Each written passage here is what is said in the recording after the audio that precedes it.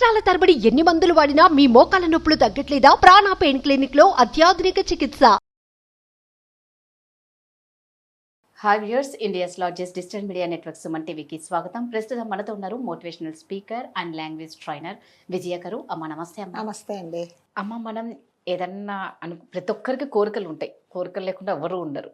ఏదన్నా అనుకున్నది ఎన్నో కలలు కని ఉంటాం, ఇది జరిగిపోతుంది అని చాలా హోప్స్ పెట్టుకొని ఉంటాం దాని మీద.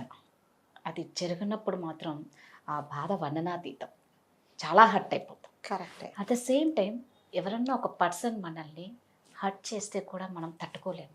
అవునండి, అది కొంతమంది కావాలని కూడా హర్ట్ చేస్తారు. సో ఎమోషనల్గా చాలా బాధపడుతూ ఉంటాం, ఎమోషనల్గా ఫీల్ అవుతుంటాం. సో అలా ఎమోషనల్ అవ్వకుండా స్ట్రాంగ్గా ఉండాలి. ఏది జరిగినా మంచిగా తట్టుకునేంత శక్తి కావాలి అంటే ఏం చేయాలి? తట్టుకొని ఇంకోటి ఏంటంటే మనం ఏంటో వాళ్ళకి చూపించాలండి. సో నువ్వు నన్ను ఇంత బాధ పెట్టావు కదా, నేను స్ట్రాంగ్ కాదనుకున్నావు, నేనేం చేయలేనని అన్నావు, కానీ నేను ఇలా చేయగలిగాను అనేది మనం వాళ్ళకి ప్రూవ్ చేయాలన్నమాట. సో ఈ లైఫ్ ఏంటంటే ఎప్పుడు కూడా ఈ లైఫ్లో మనం అనుకున్నది అనుకున్నట్టుగా జరిగేది లైఫ్ కాదండి.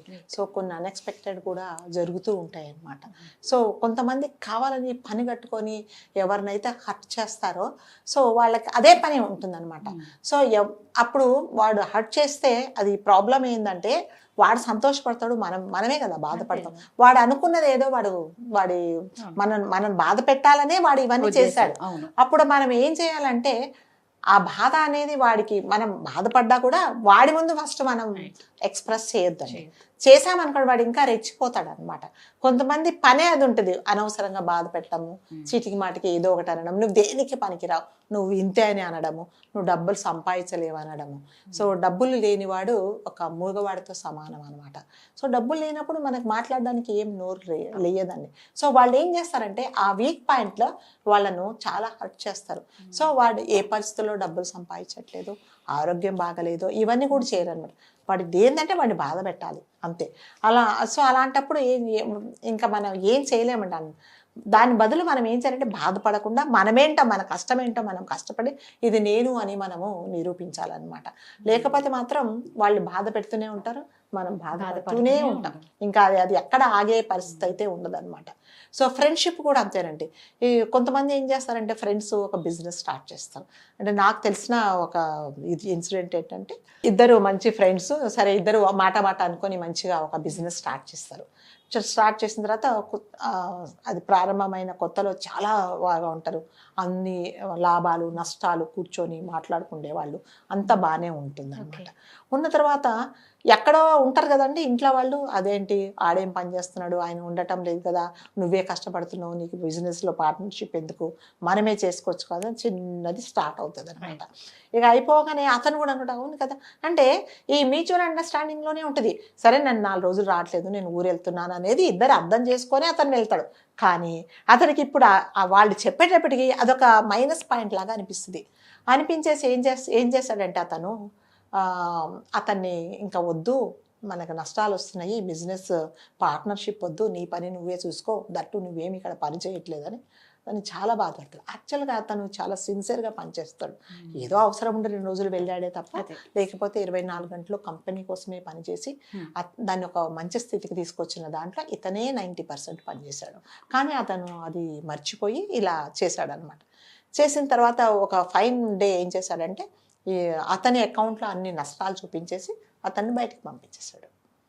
పంపించిన తర్వాత అతను చాలా హర్ట్ అయిపోయి ఇంకా బయటికి రాకుండా, ఇంట్లో వాళ్ళు ఎంత చెప్పినా కూడా వినకుండా, లాస్ట్గా ఎలా పరిస్థితి వచ్చిందంటే అసలు ఎవరితో మాట్లాడడం అనేది మానేశాడు అనమాట.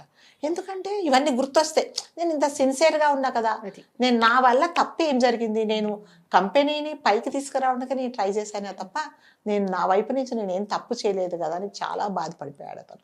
బాధపడితే ఇంకా ఇంట్లో వాళ్ళు అలాగే మోటివేట్ చేసి అది చేసి, సరే నీకు టాలెంట్ ఉంది, నువ్వు ఏదైనా బిజినెస్ చేసుకొని మళ్ళీ ఏదో అటు చేసి ఇటు చేసి చిన్న బిజినెస్ స్టార్ట్ చేస్తారు అతను.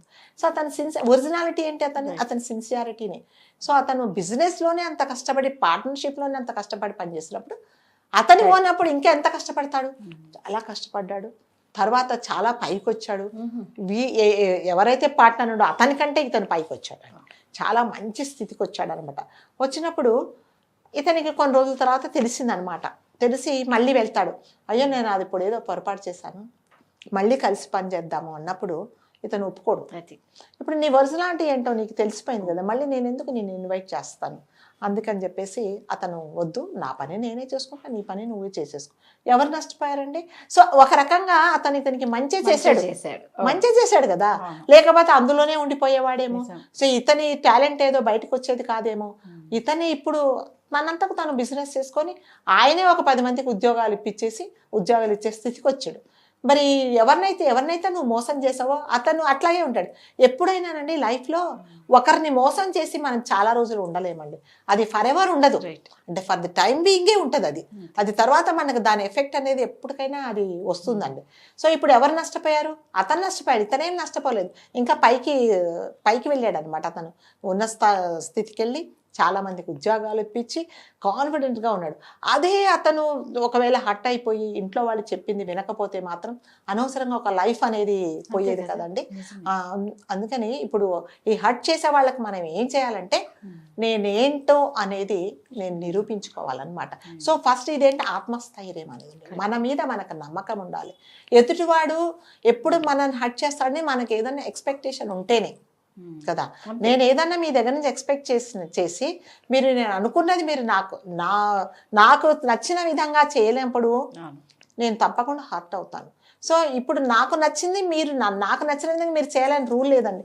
నాకు చాలా ఇష్టమైంది మీకు అసలు ఇష్టం లేకపోవచ్చు కదా, నాకు ఇష్టమైంది మీరు చేయాలని ఎక్కడ ఉంది చెప్పండి. అందుకని ఈ ఎక్స్పెక్టేషన్స్ అనేది అసలు ఉండకూడదండి.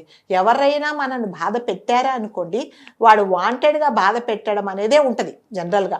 ఎవరెవరిని ఊరికే తమాషాగా అయితే బాధ పెట్టరండి. బాధ పెట్టినప్పుడు ఏం చేయాలంటే మనం ఏంటి అనేది, మనం ఏం చేయగలము, నువ్వు లేకపోయినా కూడా నేను నా అంతకు నేను ఎలా బతుకుతాను, నా గోల్ నేను ఎలా రీచ్ అవుతానని చూపించినప్పుడు మాత్రం అవతల వాడే బాధపడాలి, మనం బాధపడాల్సిన అవసరం లేదండి. అందుకని ఇట్లాంటి మాటలకన్నిటికీ మనం ఇచ్చేసామనుకోండి, మనం జీవితంలో అసలు ఏమి సాధించలేమండి, ఒక గిరిగీసుకొని ఉండాల్సి వస్తుంది. అందుకని ఇదేంటంటే ఎవరిని ఎందుకు బాధ పెట్టారు అనేది ఆ బాధ పెట్టిన వాడికే తెలుసు అంతే. అందులో మనం బాధపడుతూ ఉంటే బాధ పెట్టే వాళ్ళే ఉంటారు మన చుట్టూ. ఎప్పుడైతే మనం తుడుచుకొని వెళ్ళిపోతామో అని వాళ్ళు అలసిపోవాలి తప్ప పట్టించుకోదు అసలు. మనం మనకు తెలిసిపోయింది కదా వాడికి కావాలని మనల్ని బాధ పెడుతున్నాడు మనకు తెలిసిపోయినప్పుడు ఇంకా మనం వాడిని పట్టించుకోకపోవడమే చాలా మంచిది. Thank you. సుమన్ టీవీలో మీ పర్సనల్ అండ్ బిజినెస్ ప్రమోషన్స్ కోసం కింది నెంబర్కి కాంటాక్ట్ చేయండి.